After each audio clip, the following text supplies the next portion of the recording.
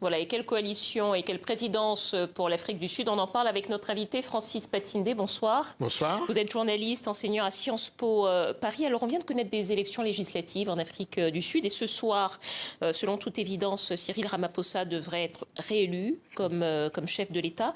Dans le système électoral sud-africain, comment est-ce que ça se passe? Comment est-ce qu'on passe d'une élection législative à une élection du chef de l'État? Alors, c'est une élection au suffrage universel indirect. C'est-à-dire que la population sud-africaine, donc les 27 millions d'électeurs sud-africains, choisissent leurs députés, si vous voulez, pour vraiment résumer les choses. Il y a 400 sièges au Parlement du Cap. Donc, ils choisissent leurs députés, quitte à ce que ces députés, ces élus, choisissent après qui sera le président de la République.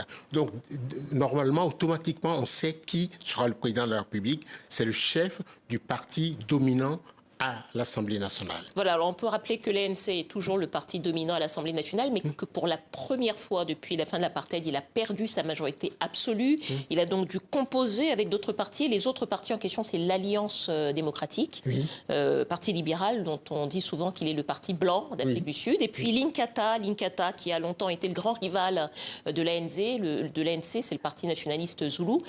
Est-ce que ça vous semble être une coalition? Est-ce que c'était le plus logique pour une coalition? C'est une coalition surprenante, assez surprenante, qui connaît le passé récent de l'Afrique du Sud, parce que là, l'ANC se retrouve au gouvernement, mais avec deux composantes qui lui ont posé des problèmes par le passé.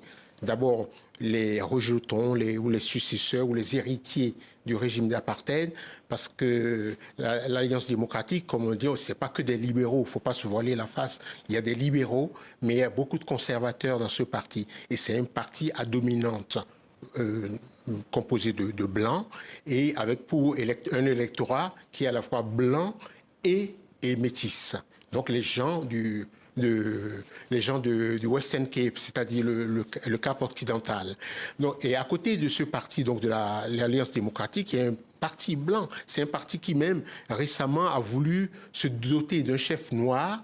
Et après les élections de 2019, en voyant que ce monsieur, ils avaient perdu 5 sièges, ils lui ont fait porter le chapeau et ils l'ont enlevé. Ils ont retrouvé donc un chef blanc à la tête de ce parti. Et à côté, vous avez donc l'Inkatha Freedom Party, c'est le parti zoulou, fondé par le chef Gatcha Buthelezi, qui est mort récemment. Et ce parti, c'est un parti, c'est pas un parti libéral. C'est un parti dans son essence qui est un parti conservateur, violent. Et c'est un parti créé de toutes pièces au temps de l'apartheid pour poser des problèmes à l'ANC, parce qu'on savait qu'à la sortie de Mandela, l'ANC prendrait le pouvoir en Afrique du Sud par la voie des urnes.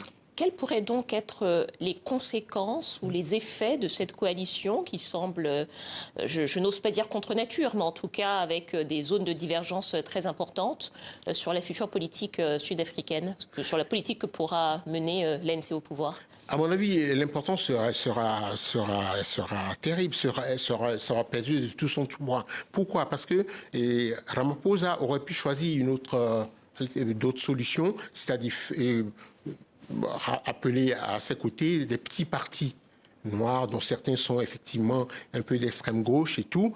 Il a choisi de faire avec le parti qui arrive en seconde position aux élections. Sur quel sujet ça pourrait diverger? Il pourrait diverger en matière de diplomatie, par exemple. Vous savez que l'ANC est relativement proche du Sud global, par exemple, des pays comme l'Iran, des pays comme la Russie, la Chine et tout. Et donc, il pourrait peser. Il pourrait également peser éventuellement, et il faudra attendre le choix des ministres, la formation du gouvernement pour voir. Il pourrait peser sur le dossier de Gaza. Vous savez que l'Afrique du Sud a porté le dossier de Gaza devant la Cour internationale de justice de La Haye.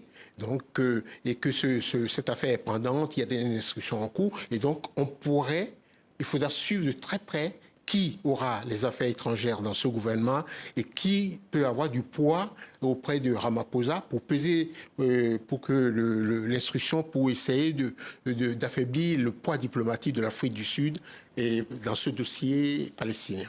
Merci beaucoup, Francis Patindé, journaliste enseignant à Sciences Po Paris. Merci à vous. Merci.